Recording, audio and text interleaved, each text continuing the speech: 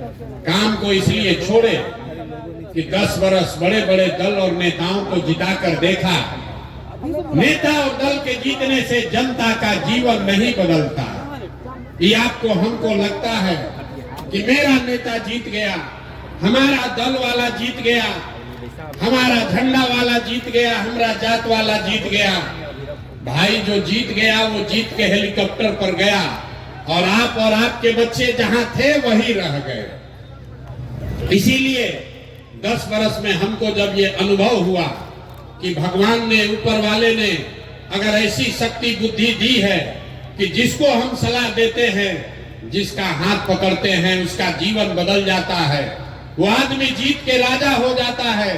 तो नेता और दल को तो बहुत जिता लिए, एक बार चल के बिहार की जनता को सलाह देते हैं, आपका हाथ पकड़ते हैं ताकि आपका जीवन भी बदले और आपके बच्चों का भी भविष्य सुधरे।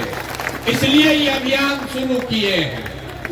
हम वोट नहीं मांगते हैं। यहाँ लोग नेता खड़ा हुआ, बोला हमको वोट दीजिए, प्रशांत किशोर को मजबूत कीजिए। हम आपको बताते हैं हम वोट नहीं मांगते।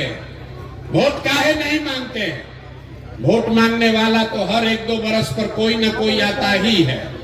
जो आता है यही कहता है हमको वोट दे दो, हम आएंगे, सब तुम्हारा काम हो जाएगा। यही सुन सुन के आप पिछला 40-50 बरस में वोट दिए जा रहे। पहले आपने कांग्रेस को जिताया, फिर 15 बरिस गरीब के बेटा लालू जी को राजा बनाए।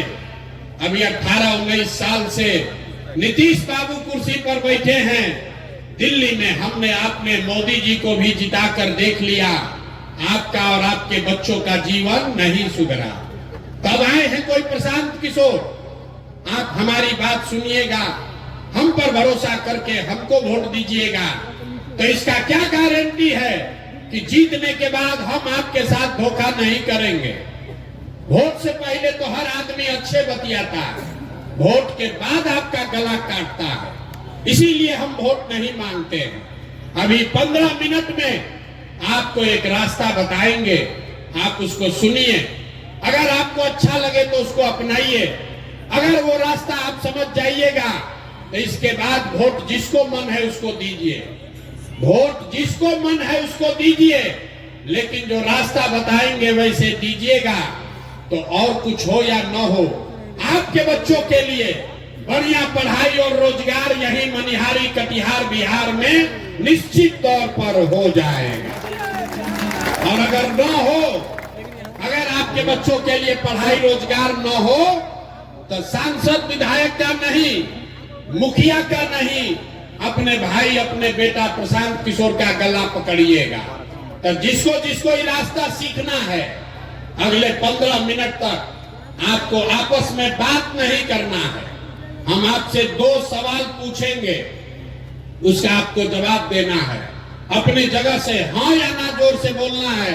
यही अभी आपको दिखेगा आपके गरीबी बदहाली का कारण, और कैसे इस गरीबी से आप निकल सकते हैं उसका रास्ता भी दिखेगा। सारे लोग, जितने लोग आए हैं, जरा सोच के बताइए, आपके गांव पंचायत में और कुछ हो या न हो, आपके बच्चों के लिए बढ़िया पढ़ाई और रोजगार का व्यवस्था होना चाहिए कि नहीं होना चाहिए? होना चाहिए। सारे लोगों को हाथ ऊपर उठाकर बताना है। एक एक आदमी हाथ ऊपर उठाइए, जो खड़े हैं उनको भी उठाना है। होना चाहिए कि नहीं होना चाहिए? जोर से बोलो भाई, होना चाहिए कि नहीं होना चाहिए?